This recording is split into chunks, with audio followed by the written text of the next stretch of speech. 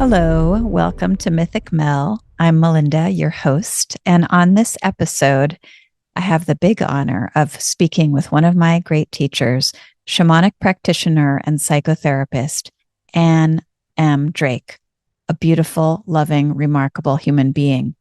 Anne and her guides are a treasure trove of wisdom and inspiration around the healing of the soul and the world. Anne relays information in this conversation about the energetic dimension that I hope will fortify your spiritual practice, your healing work, your songs, your prayers, and ultimately your peace. In 1967, Anne Drake was a Peacecorps volunteer stationed on a remote island in Borneo in newly established Malaysia.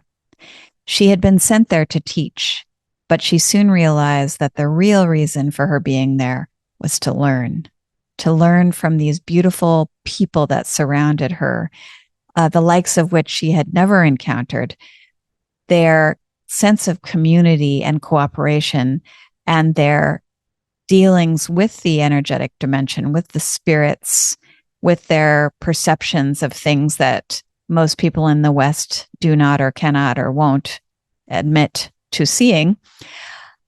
All of this and their perspective, just her mind was opened wide. And it was there that she first met the Bomoh, who is an Islamic Unani Shaman, whose grandmother was also a shaman and whose healing lineage went back centuries. In 1992, Anne returned to Borneo for initiation by the Bomoh, and she studied with him. She received powerful transmissions from him and learned many healing techniques. She came back to the West to integrate the transmissions, and she learned more about contemporary shamanism by studying with Sandra Ingerman and Michael Harner. And she set to work bridging her two worlds, the realms of clinical psychotherapy and that of the energetic dimensions, in order to both support her clients and herself. Anne is the author of two books, Healing of the Soul, Shamanism and Psyche, and The Energetic Dimension, Understanding Our Karmic, Ancestral, and Cultural Imprints. She's currently at work on a third book, which should be out this year. You can read much more about Anne on her website, AnnDrakeSoulwork.com, and she spells her name ANNDRAKE, soulwork.com. I will have all the links in the show notes so you can go there and click and just see all of her amazing blogs and articles and stories and get links to where you can get her books. I highly recommend the books, which are what first led me to her door for my first shamanic session, which I do talk a little bit about in this interview. And I went on to study shamanism with her for the last 3 years. In the course of this conversation, Anne shares extraordinary stories about her adventures in the energetic realms, including teachings from the Bomoh, messages from the fairies of Iceland, rituals of shamans in Mongolia, and much more. Her curiosity around the meaning of life and about the universe is ongoing into her 8th decade, and it is so inspiring and enlivening to hear. Though there is darkness in the world, Anne reassures us that the light is more powerful than the dark, and that it is worth all of the soul searching and healing work that we do to release fears, open our minds wide, and come into our true hearts. I started the conversation by asking Anne about her writing, which is what first attracted me to her as a teacher and guide, and because I love writing. But honestly, what I should have begun with is a foundational question around shamanism for those who may not be familiar with what that is. So I'll just put that out there right now. Shamanism is an ancient healing method. It's been practiced in virtually every culture at one time or another for at least 60,000 years. Rituals may vary by culture, but there is a core process common throughout. At the apex of shamanic healing is journeying, Journeying is a practice of entering a trance state to seek information in realms of non ordinary reality for the purpose of healing another. Shamans can also journey to gather information for themselves, for friends and family, or for the community at large.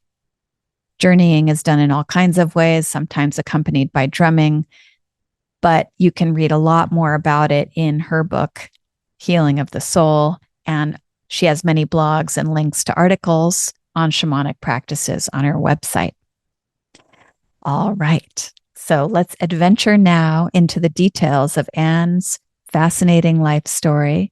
And I will be circling back at the end just to say goodbye and a few messages that Anne had me relay for you at the end. Enjoy the conversation.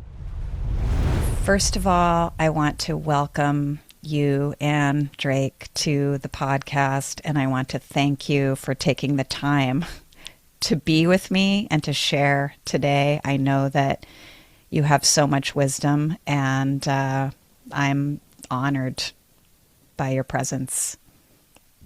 Thank you for having me. Yeah. So I want to start with your writing. What is it that first prompted you to write?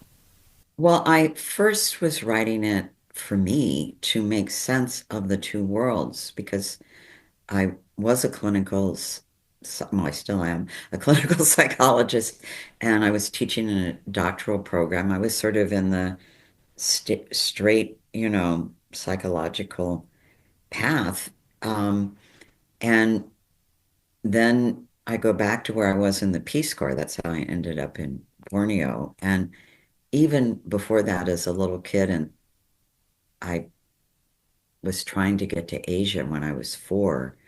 Um, I didn't, well, this is more in my next book, but and so I'd always wanted to get to Asia, and I was so excited that I was going to an Asian country, although I barely even heard of it. And that's because it had just become a country. It was founded in 61, and then I went there in 67. So that was why it was relatively new on the map in terms of countries. But so I'd always had an urge to explore and to go to different places. And I'd always had a curiosity about how things work. Like I was one of those kids, like, well, if God is all forgiving, why is there even a hell? I would ask all these like questions, and they'd like, oh, just because that's how God is, all that kind of stuff. But I've always been very curious about how everything works, and going in this radically different culture and living there for over 2 years, just like blew my mind wide open in that everything's relative, and everything I taught was part of um, the culture that I lived in, but it's part of the culture. It's the fabric that holds it together, but it doesn't mean it's the one truth for everybody, and everybody has their different truths. And that was so helpful. Like when the people in the village were laughing hysterically as watching me try and put food on a fork when they ate with their hands. And they just were laughing. And I thought, well, of course, it's much easier to eat rice with your hands than it is putting it on a fork or even shoveling it between chopsticks. And it was like, you know, who's to say which way is better or worse? It's just a cultural difference. So, that's a long question about why I started writing, but I felt like it was so important to get out there how everything is relative to our own experience. And it doesn't mean it's necessarily true for everyone else. And there's so much freedom in that. Yeah, I love that aspect, what you write about, and the whole description of how you arrived at this remote place, where they had you'd never even heard of the United States or of America. I remember you talking about that in the book, and what really struck me about that like journey of yours is how much water just that this the yes, so much water was involved. Travel 26 hours on a boat that was like of Right. shark infested waters, and then you arrive and there's floods, and I was just struck by even the lessons of the element of water being connected to Right. the community that was that you describe, and you can talk more about that in terms of like you said that they they would play games and you would try to keep score, and they were like, why are you keeping score? This is not about winning or losing, it's all about cooperation, which feels again very kind of water element to me, Right. and Right. yeah, how did I don't know, I was just so struck by how much water was involved in your kind of initiation. Yes, yes. And the first initiation I had was water spirits and 12 different water spirits in my system. And I've never known if they showed up in any way that anyone else could see. Like you can, um, this may sound strange to some of your listeners, but we all have guides, power animals, and spirit guides, and I can kind of see them around people. And I always wondered if, like, what would a water spirit look like? And I was in Mongolia just this last summer, and I met with a shaman, and she was working with me, and then she leaned over and well, I went through two translators, but she was like I could tell she was trying to figure something out. And then the translator said, "Do you have a water spirit inside?" And I said, "Mm-hmm." And it was like it was so much fun to see her. We didn't speak the same language at all, but she was like trying to figure out what was in there and what it was. And I thought, wow, that's really neat. That must have been fun. Yes, finally somebody can see what Yes. what you're feeling. And I was traveling with one of my students who had been initiated in the water spirit things, and she saw what I'd done in the initiation in her. Yeah. And I thought, and I'd always wondered if I had the skill to actually initiate people in this tradition, and for her to see it in Suzanne as well was just like, wow, Yeah, no, that's stuff is incredible. real. Yeah. Yes, yes.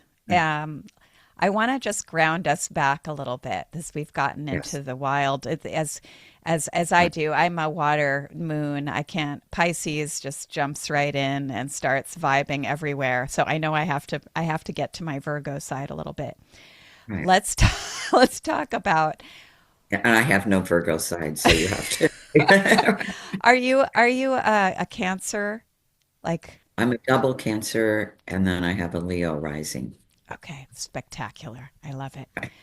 Right before we came on, I pulled a card for us for this conversation, and it was the Moon card, Right. and the Moon rules Cancer. And then I was like, wait a minute, I think Anne is a Cancer. I didn't remember you were a double Cancer. Right.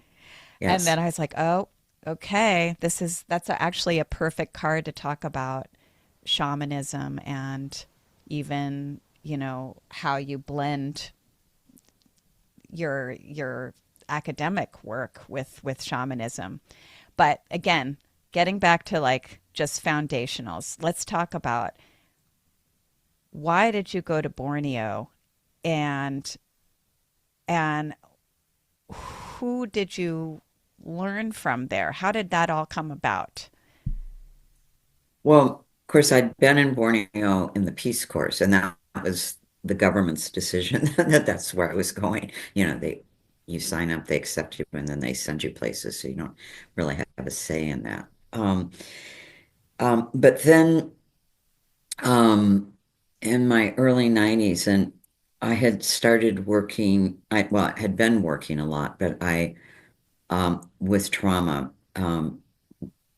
But it had gotten to the point where I was working with extreme people with extreme trauma, and I had people in my caseload that had different personalities. And the first time, um, I saw someone switch, and I don't know if your audience, there's a condition called dissociative identity disorder, and it was earlier called multiple personality disorder. And it allows for the fact that when people dissociate, sometimes another personality comes through. And the first time I experienced that happening, fortunately, it was on a Saturday and it was an emergency appointment. And I was living in the city and I had a home office and with a um, combination lock on the door so people could let themselves in when I was in session. I wouldn't have to get up or they wouldn't have to wait out on the stoop. And um, this time the doorbell rang and I thought that's strange, you know, and it was the same person but looked very different and energetically felt very, very different. And she came in and she introduced herself with a different name, was very proper, even had a pocketbook that she had carrying on her arm and sat there with her pocketbook on her arm. And the core personality was not at all proper like that. Um, and then halfway through the session, she switched back and the core personality was there and had no idea how she got there. Didn't even know she'd made the appointment. So afterwards, I was like sort of shaken to my core. And I went for a long walk with my dog. And I had a headache. I never get headaches. It was like I couldn't figure out what this was. So I asked different professors where I was teaching, what do you think happens? Well, they shift, they switch. Well, I know they switch, but what happens? What's going on that a whole other person is inhabiting the body? So at the same time, my friend and I, who happened to be a Jungian analyst, so she was all into this sort of the collective unconscious and all these other realms of consciousness. And I decided to go on this trip to Asia. I mean, we went everywhere. I mean, not everywhere, but a lot of places. And I agreed to go to all those places so she would go back to Borneo with me. And and then she asked if there were, when we were having tea with one of my students, if that spoke English, that if there were any shamans in the visit. And she said, "Oh yes, um, Jakob's dad." And I thought, well, I know Jakob's dad. I mean, Jakob was one of my students too, and I'd even had some healings from him. But back then in the late 60s, I didn't even know what shamanism was. I just thought I was getting healings from traditional healers, and which was fascinating that I had been healed by shamans, but didn't know that that's who they were. I Yeah. probably wouldn't even be here, you know. Yeah.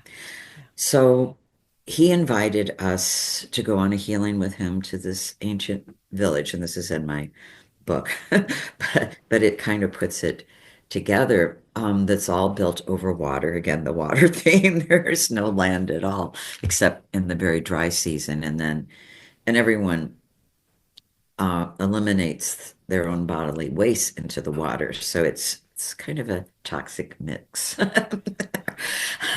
And they also drink the water, but that's another story. So we climb up these rickety steps because it's all above the water.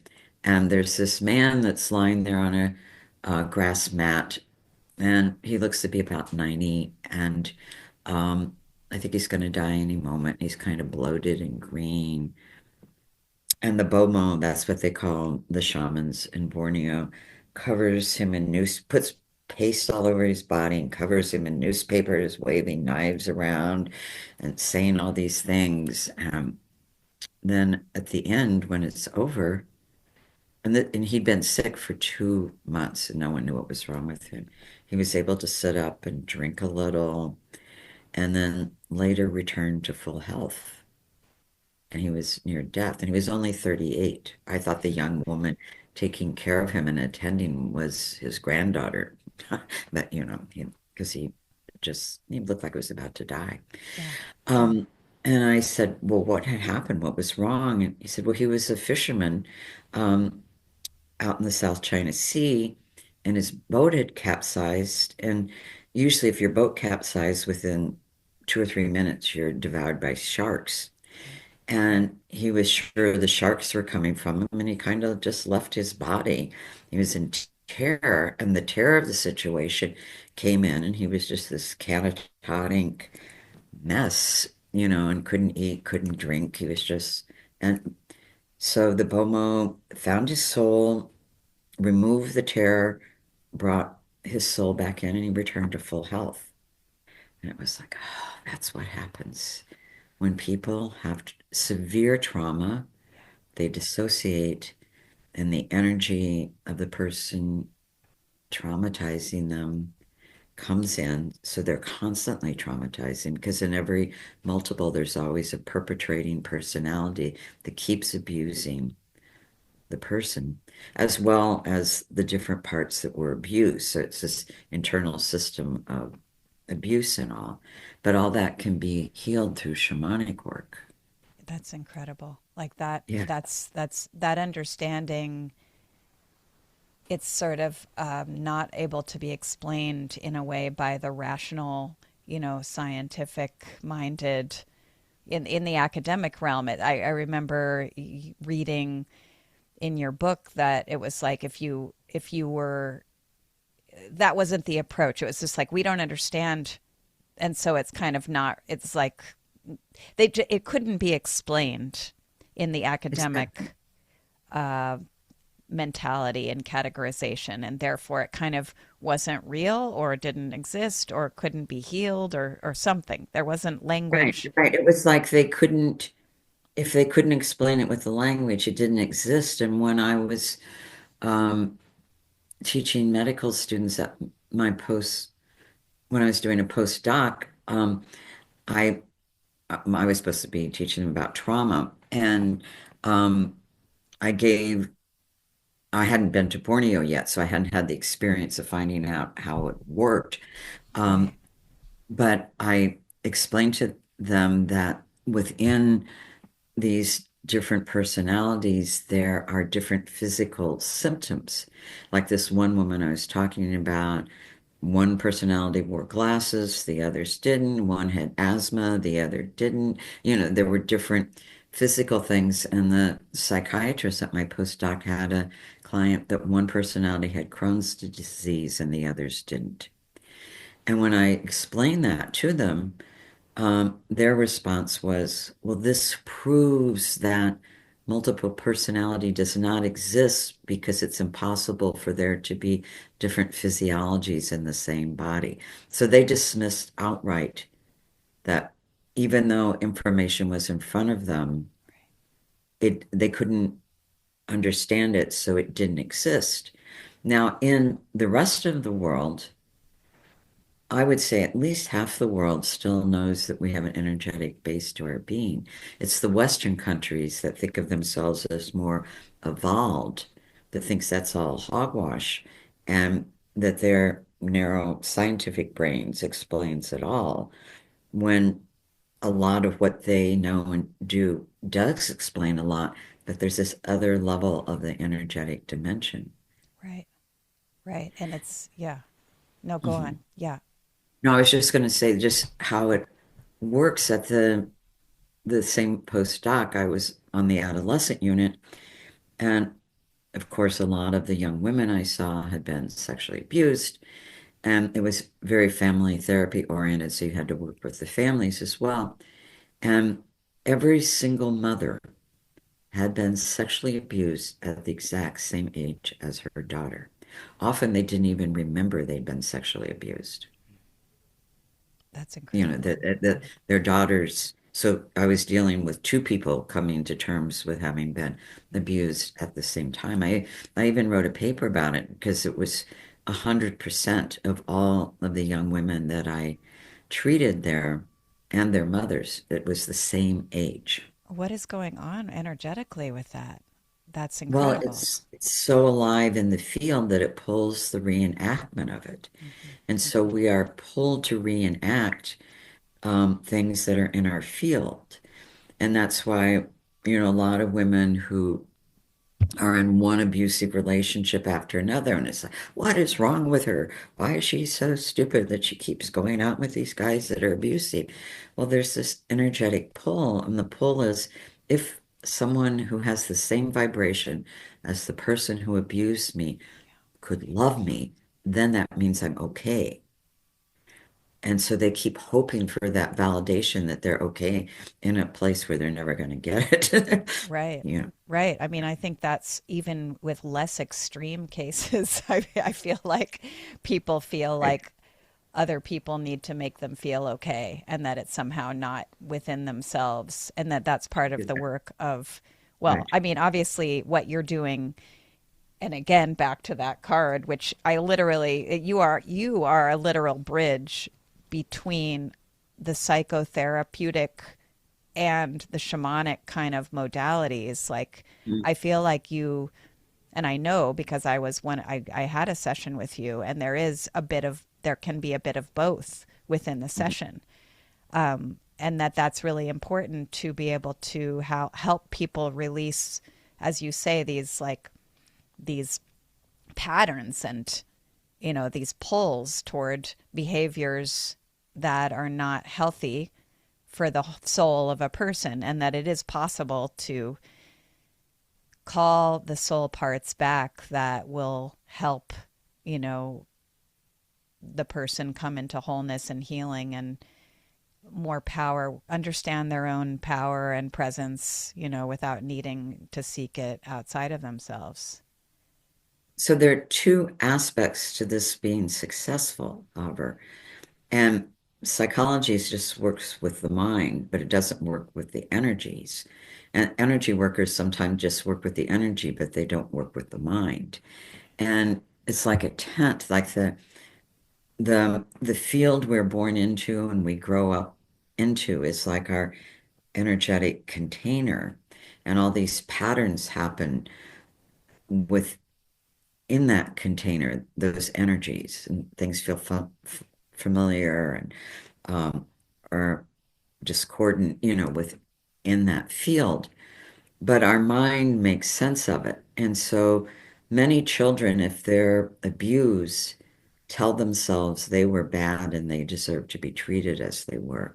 So you can remove the energy of the trauma and bring back the healed part. But if the mind is saying, I was a bad kid and I deserve to be treated that way, they're going to reject the healed part and call back in the energy. So you have to work with the mind and understand that that was your way of understanding what was happening. And if you're a little kid and you have parents that are in a dissociated or traumatized state or screaming at you what was screamed at them, and as they're trying to get it out of their body, so they're screaming at you and it lands in you, and then you think it's true.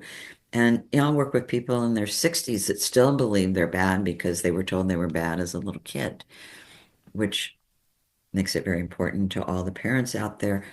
Be mindful of what you're saying to Yeah. your kids because they do absorb it, and they apologies are great Mm-hmm. because once you say, I'm sorry, I was in a bad mood, blah, blah, blah, you know, then it doesn't stick. But if there's no apology, and then it just lays there like yeah. Yeah, no, it's a very important point for us all, I think, and it is hard sometimes for us to acknowledge, even when we've sort of, I don't know, operated not in our integrity in some level that we regret, and then we can express it, and we can, but this culture is very much afraid, I think, to admit we're wrong, and it's afraid we are afraid to we don't know how to apologize and it's a really important skill and it's important to have that humility and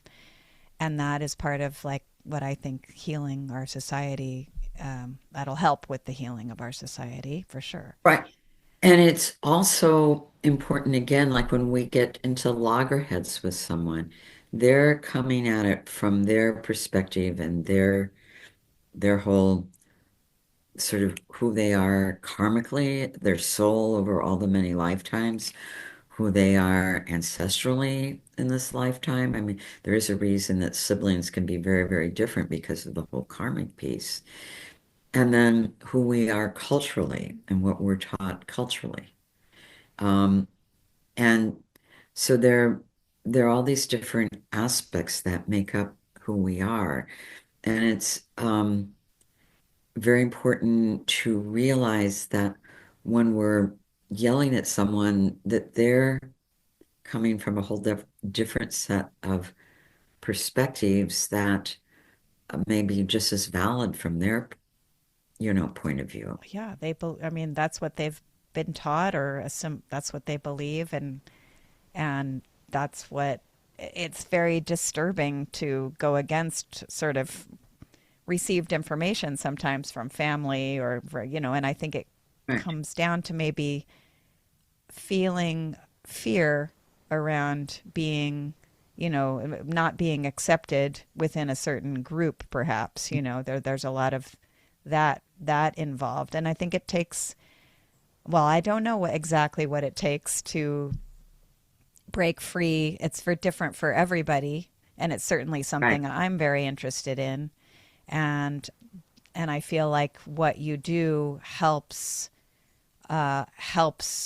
people free themselves of scars, energetic scars and patterns that are really not serving the freedom of their soul and their creative expression and their full life force energy. Certainly, that's what I experienced in my session with you when I came in, and when we were doing the energy piece.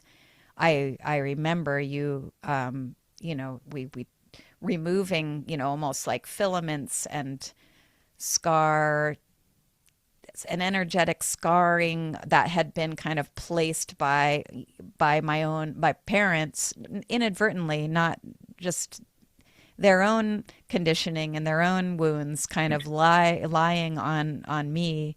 And I think everybody, we all have to go through this kind of Right. investigation. But I remember, like, I felt my energy body as you were doing that. I didn't know what you were doing, but I just felt myself almost rise up and sit up out of my own body, my energy Mhm. body, like just went woo. And it was just full of joy, and it felt like really freed up. And then after, we talked about it, and I came to an understanding around that. And then, you had me do integrative practices for after and continue to work with all that Mhm. had come through. So that just, I think that's coming through to talk about, like, just the role of the individual in their healing, that it's something that if you are not open to it, that you can't make some you can drag a horse to water, but you can't make them drink. Like, you can't you can't just the person seeking understanding and healing has to be really an active participant in their own. And that's why, I mean, I learned that after a year or two into the work that why was it that for some people the work was life changing and other people it was life changing for a month and everything went back to how it was. And when I journeyed to my guides on it, they said, well, ask people if they did the integration work. And to a person, everyone who did not do it, the work did not stick. So I tell people that in advance, but still some of them forget to do it. It's like, because we're used to going to the doctor, you get a prescription, you go get it filled. I mean, now they're sending people to PT and you have work to do. And some people, oh, I don't like to go to PT because I have to work. But that's how we get better. Yeah. Yeah. You got to do those exercises, those foundational exercises to support yourself. Right. Well, talk a little bit about I don't know, what are some things, even if you didn't go for a session with you or a shaman, like what are things that an ordinary person can do to support their energetic self in their daily life? I mean, yeah. Well, it's to be aware that we're energetically um, interconnected. And probably, well, at least for the male population, the easiest way to understand that is through sports. Because, you know, whole communities rally around their team, and they're elated if they win, and they're depressed if they lose. And there's a whole energetic thing to that. So why is it that we get sad when our team, I mean, there's like this collective energetic thing that happens. And you listen to announcers and, from one half, oh, the energy's totally shifted. Oh, the energy's shifted this way. Oh, the energy's gone in this direction. And they talk about energy and we know about energy, but yet we don't, it's like we know something, but we don't know it, which is frustrating when you try and explain it to people because there are a million examples of how we know it. Or you go into someone's house and, oh, the energy in here doesn't feel good, you know. Yeah. So Oh, we understand. and so like why would it benefit somebody to I don't know, like understand, well, or how can we set our energy such that we're not, buffeted? It seems like that's really the issue here, is that actually to understand that we have sovereignty in a lot of ways, and other ways there are things we can't control. Yes. But we Right. can control, and I don't mean like a rigid controlling, like I mean we can like access a kind of our frequency within ourselves to help us kind of navigate life like more in the, and without being buffeted so Right. much, you know. So like what are practices, for example, what do you do actually beyond, you're Right. you, yeah, I know you do other practices besides uh, Right. shamanism and psychotherapy for your own self, to like, what are Right. those things? What has helped you the most? Well, I work daily with my guides and talk to them all day long. So that's sort of this ongoing relationship with them. I meditate. Um, I'm a practitioner of the Boon Buddhist, which is the shamanic branch of Buddhism, and they have a lot of energetic practices. They have um, chanting, singing. So there's, um, how sometimes when you're dysregulated and you're feeling all anxious, and people say, I can't sit. Well, they have practices called Ceylon and the sound healing, which they're called the warrior syllables, but they're the chakras, that each chakra has a sound, and if one of them feels off, you can sing it, and you can do it with other people. So there's a way of just connecting to the divine energy. I make every day I call in the elements and ground myself in the elements. I think it was about the early teens.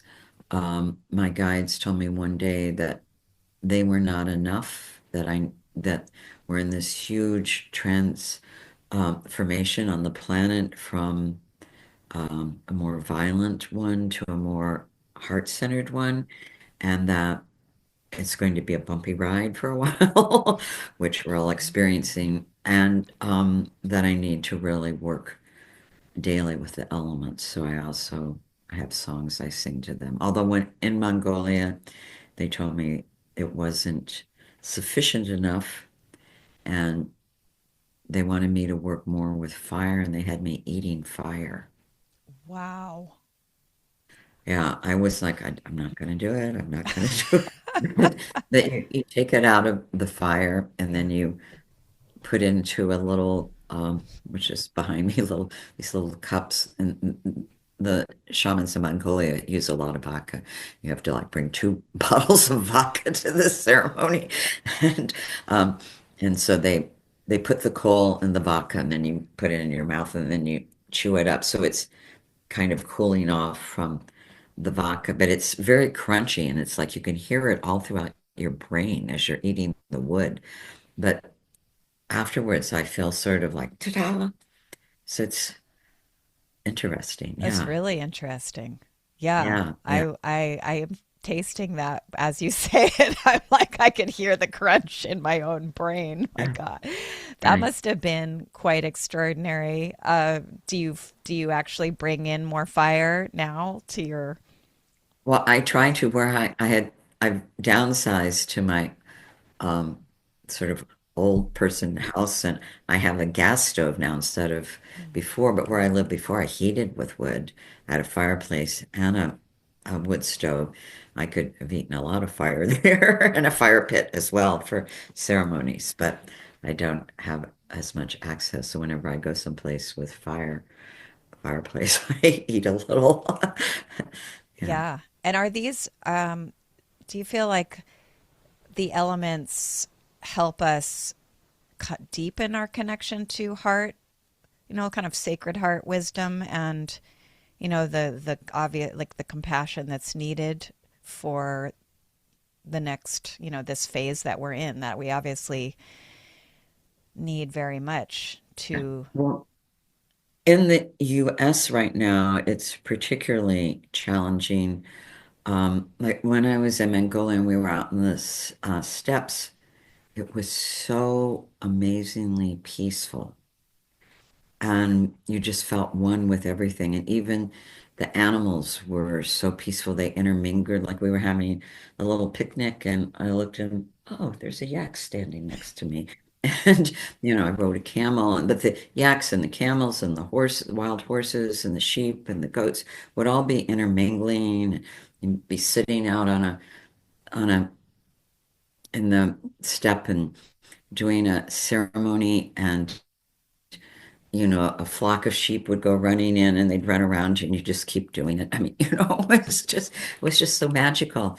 And where my book I'm working on now is more on the dark energies. It's more of a memoir because I have to talk about them through experience. I don't know how to talk about them any other way. And um,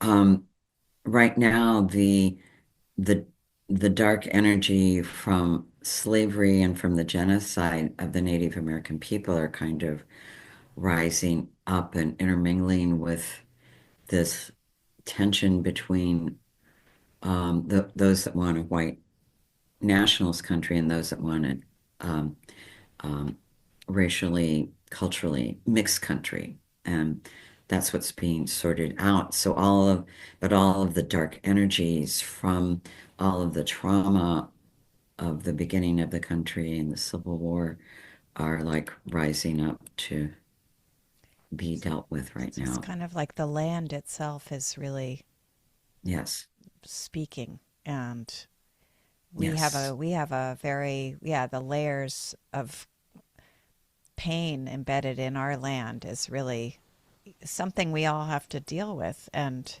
right. yeah. And we are not acknowledging it, we're pushing it down. So it's the tension of pushing it down and rising up. Like after World War II, the Germans, did a lot of reflection and talked about it to make sure it would never happen again. And we just keep repeating it. We haven't done that reflection of the harm that was done. We just make the people that were harmed non-human, and then we don't have to deal with it. So that on an energetic level is one thing we're going through, and why we might feel like we're being um, pushed around by the energies of Right. this time more. So it's Um, really important to find our pockets of peace within this yes, because I mean, I really feel like if we're just because we do, I see people feeling very pushed and pulled and very upset, and it's not just them, it's like a collective energy. And but at the same time, we have to find our heart space, we have to find our right, we do. peace.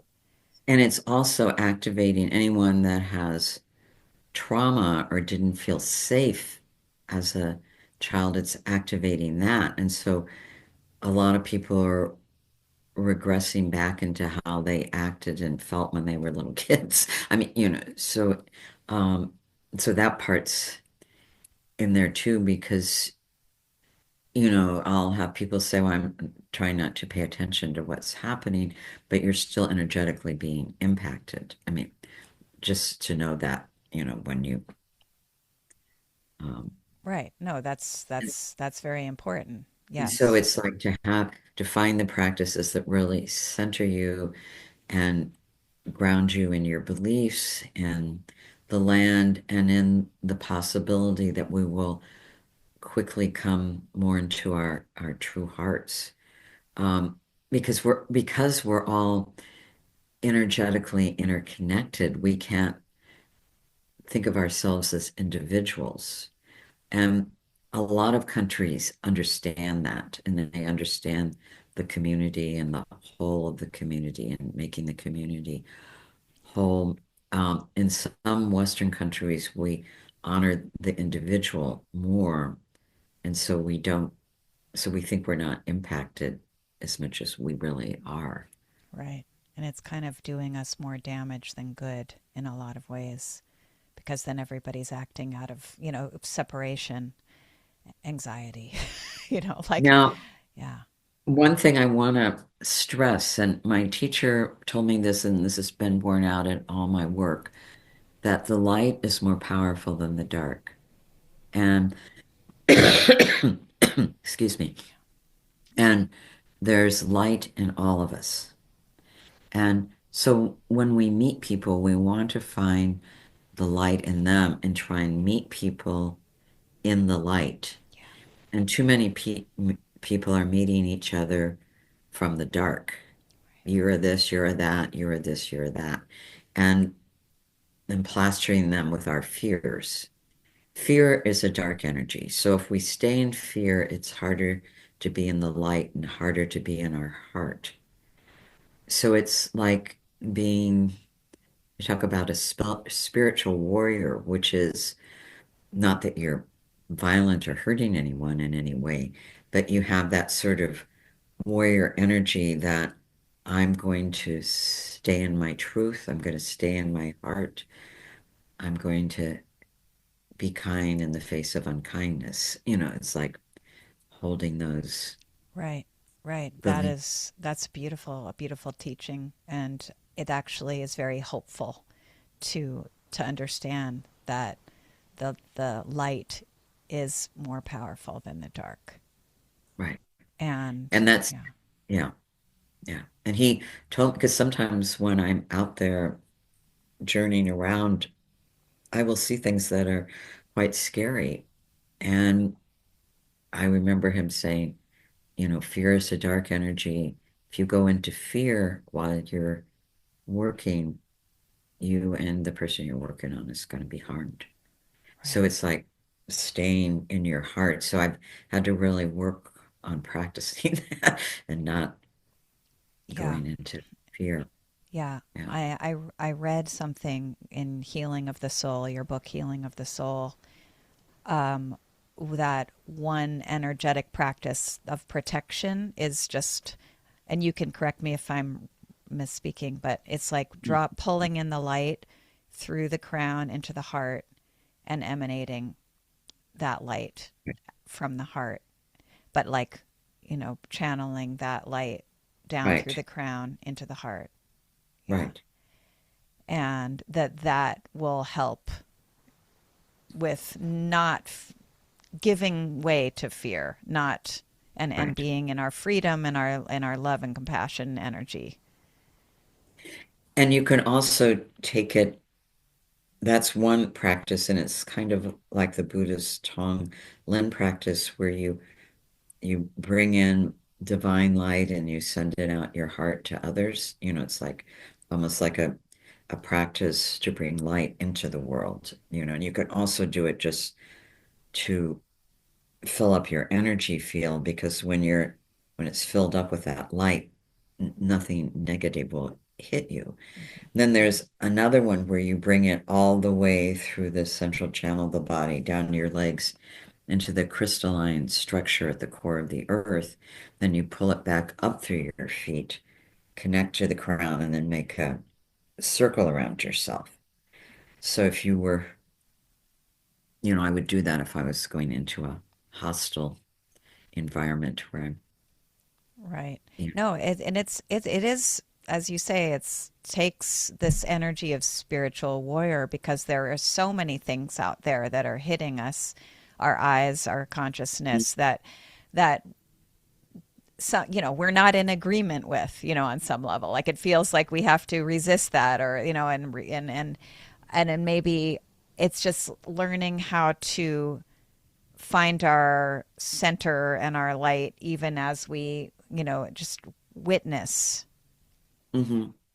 It's like witnessing in a different frequency, rather Right. than, because otherwise I think, I think we feel like we are responsible, like I think just like those of us, most of us in this kind of interested in healing modalities and energy work really do are very responsible people who really want to take care of everybody or the earth or Right. and right. I mean, Mhm. that's, we're motivated by that, like, and so but then there's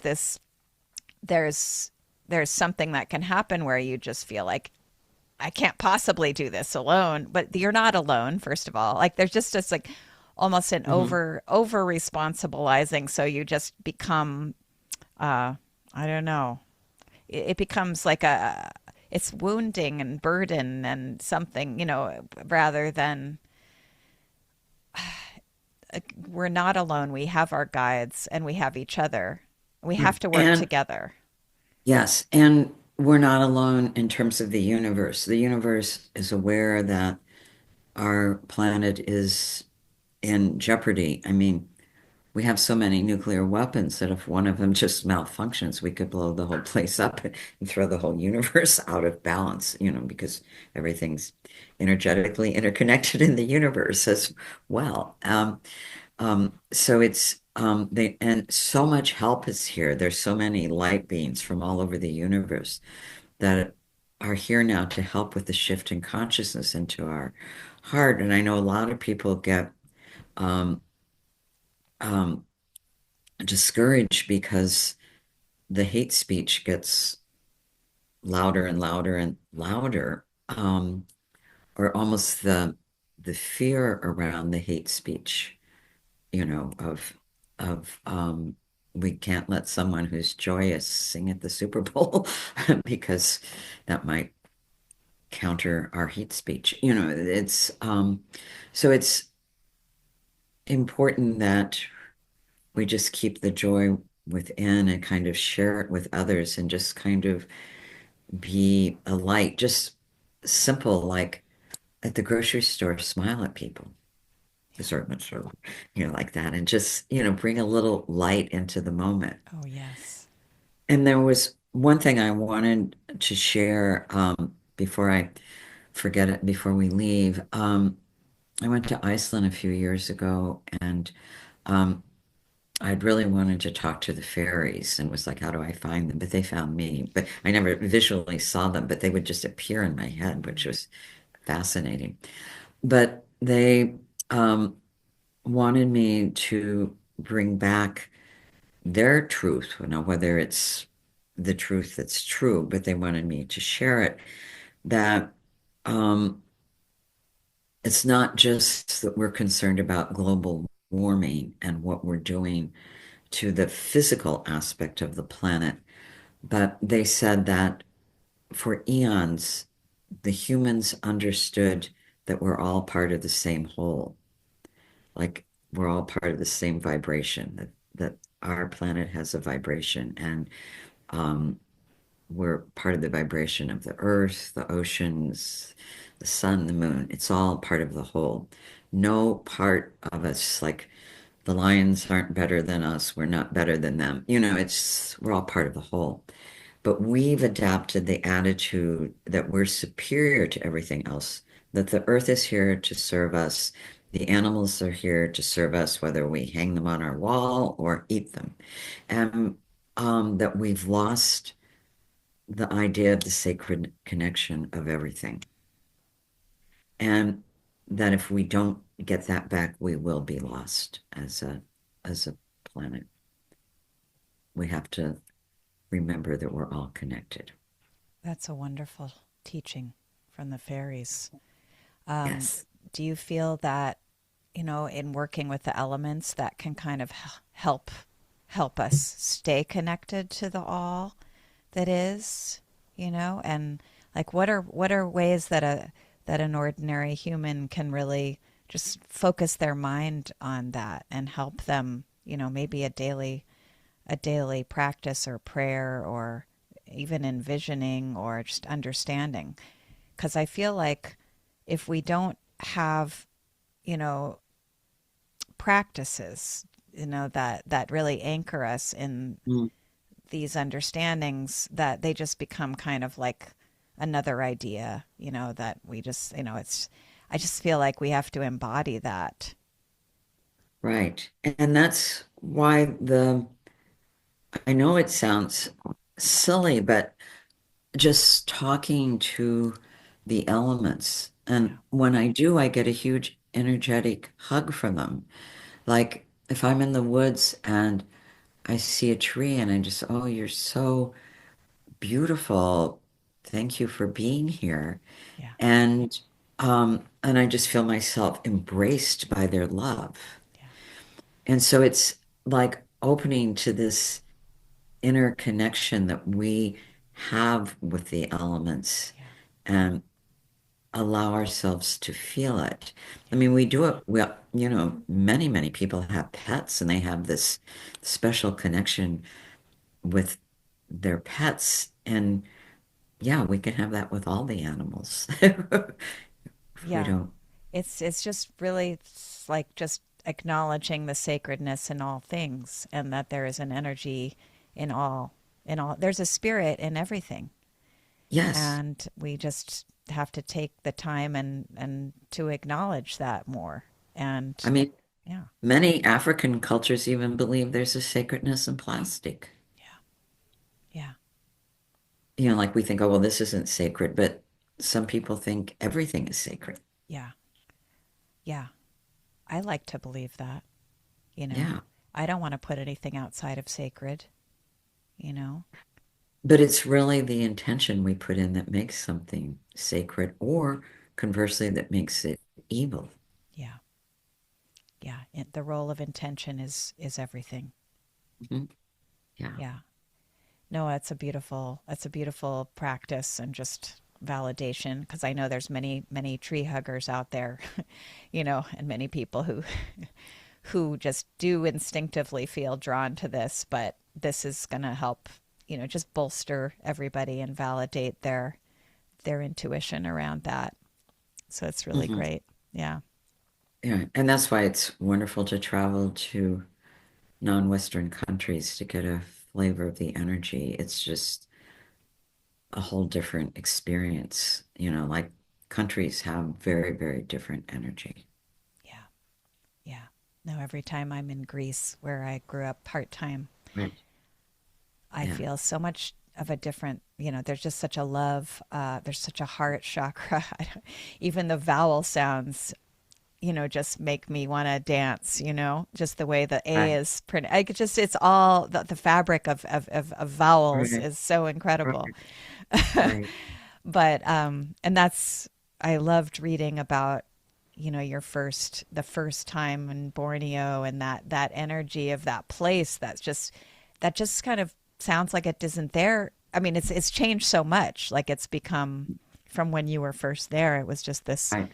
this otherworldly kind of place that it sounds like, as another aspect of the initiation was just it was being in such a, like, it was so different than reality over here, Right. and you just, it sort of probably helped you, I imagine, even in your journeys in the energetic dimension. It's like pretty out there. It's another, there's just so many wild things in the in journeying that can happen, and there you were. Well, and the spirits are very alive there. You can feel them. I mean, it's palpable, Yeah.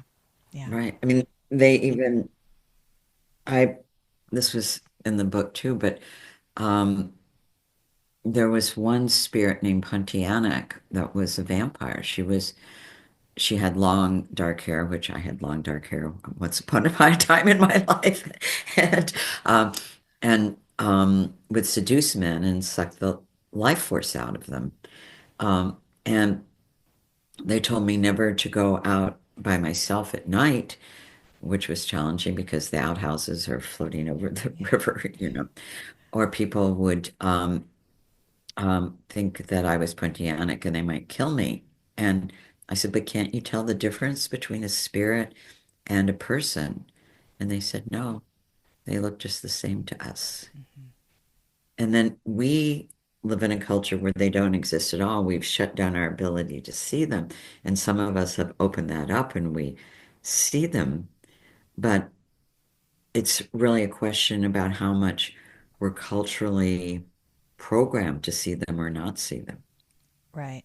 It's incredible how our perception can shift and change. And I'm just so grateful for that you've held space for teaching, how to trust our visions, on journeys. And it's just, there's a lot to be learned if you just open and try. And yeah, you don't know how things might shift and change Mhm. in your life in so many ways. Right.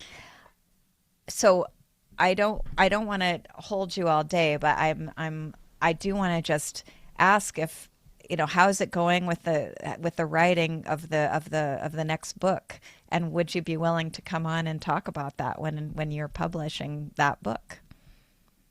Oh, I'd love to. I'd love to. It's coming. It's going to have to be. I'm not finished with it, and I'm already over 200 pages. So I that it's what I'm trying to do in the book is take the concepts of the energetic dimension and how we're energetically impacted by things and use my life as a way of explaining it because the only way I could talk about the dark energies and what I learned from the Borneo and my encounter with a cave spirit and was to do it in memoir form because that's how I learned about it. Yeah. And so it's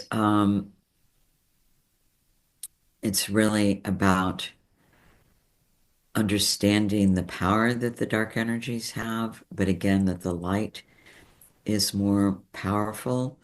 Um, but there's more pitfalls out there than we might be aware of. Like we did a ceremony with one shaman up on the mountainside, and then we were going to go out into the countryside, and we planned on doing, rituals and things out there. And the shaman's apprentice said, be very careful because there are, um, she called them demons, but there are demons everywhere, and you Westerners don't like to acknowledge them. Like we don't let ourselves see that there are these pockets of negative energy. Um, so it's like we avoid it by projecting it. Like I don't see anything evil, but they're evil. Mm-hmm. You know, Mm-hmm. I'm pure, mine are pure, but they're evil. But we're not allowing ourselves to see the various levels of the darkness, and that's part of the human experience, and it's only healed through love and compassion. So that's the message I'm trying to get across, but also that it is there, but it can be filled with the light. But it's not like in a Pollyannic way that, oh, if you just stay in the white light, everything will be okay. There's a lot of soul searching involved to getting yourself through it. But having had my life begun in trauma and having healed um, that trauma in my lifetime, I can experience true heartfelt joy Yeah. in my life now. And I would definitely say the journey is definitely worth it. Oh, I'm glad to hear that. Yes. I really am. I mean, but I look forward to reading it because I love the fact that you write about energy through your personal experience, and I love how honest and vulnerable you are, when you are revealing, like in your writing, you really are showing and not telling, you're really showing even like what the process has been for you, even when you felt like insecure about things along the way, just all of these little gems of like honest sharing, but from somebody who's obviously just has immense experience and knowledge and wisdom, but that you are never pedantic or, just saying this is how it is. Like you're always in a spirit of curiosity, openness, investigation, and like there's just a tenderness to you, and how you describe things and just help. It's just very, I don't know. It's a heart opening experience to read your the way you write, and I really appreciate that you are doing it. Well, one of the major problems I feel that we have in this culture is that we're so afraid of being wrong that we won't look at where we might have made a mistake. And because we don't look at within through the lens of everything that happened to us and everything that happened to our families and we end up hating our families for things that were done to them that they then did to us and we keep that pattern going. So the only way to really show that I can say it, but you do really need to show that, look, you can heal by being compassionate to yourself and to others. You can't heal if you're blaming somebody Right, right, because that kind of, we have to be angry about what happened to us while also holding compassion for the person that harmed us. And some people feel like you can only be compassionate and they never let themselves get angry and the anger goes in the body and they get sick and die. Or they just scream at people, yeah. and No, I mean, anger and is project it out. And anger is the expression of pain that you're carrying. So whenever I'm trying to tell myself if someone's screaming at me, gee, they must be in a lot of pain. yeah, But it's hard not to like go like this and be defensive and yeah, yeah. yeah. No, it's hard not to take things personally, but a lot of times it's not personal. It's really just people. Oh, It's really pretty much not personal a lot of the times. you know. well, it's yeah, because everyone's in their own bubble, Yeah. reacting to things from their bubble, and they're putting their pain onto you. And it's like, wait, how did I end up holding Right. this big turd of emotions for someone? Yeah. No, it's true. It's true. Well, I so am glad that we could be together and spend this time together and talk Yes, you're one of about my your work. favorite people. Thank you. Yes. I'm so grateful for all of the all of your teachings and just even my yeah, even back, I was just listening before we came on to my voice note after I had a session with you, and I was like, oh my God, this is so wonderful. I got so much out of it, and it's always unfolding. So I'm really I'm really happy that I get to talk to you and that everybody, and I get to share you with our audience on Awakening Airwaves. I think they'll really be fascinated and get a lot out of our conversation. And I hope that they start talking to the elements. And you know, I know I will be doing more. I don't Right. know about eating fire. It is in the circus. We do I have wouldn't that. recommend that. I wouldn't recommend that for anyone. Yeah. But I'm really glad you did, and I'm like really But want I to was know. just using that as an example of how they feel like I know. our rituals aren't quite strong enough here. If they can get themselves to Mongolia like you did, have at it, under Right. supervision. But you know, but yeah. So thank you, Anne, so much for talking Yeah, with it me was today. enjoyable. Yes, Yeah, as always. good. Much love. Love. Once again, I want to thank Anne Drake for taking the time to talk with us today. I really appreciate her willingness to share about her personal daily practices and the many ideas for how to connect to divine energies that will help clear our fields of fears and doubts and worries. I appreciate how Anne does not deny that darkness exists, but leans into how we have to reflect on wrongs that have been done, apologize, and make amends where possible, and overall process harm that has been done, both societally and individually, and to the land, rather than suppress and repress. Because it's only through this true review and honoring of the truth that will bring us back into wholeness and heart-centered living. I love how she said to remember that we're not superior to anything, but that we should lean into the oneness of the interconnected field. Anne also wanted me to reiterate that her Mongolian fire eating experience was not something she's recommending to anyone. You shouldn't try anything without consultation from your own guides. And her experience was channeled and guided by the shaman in Mongolia for Anne's particular soul journey. And every individual has their own unique energetic signature and soul healing recipe.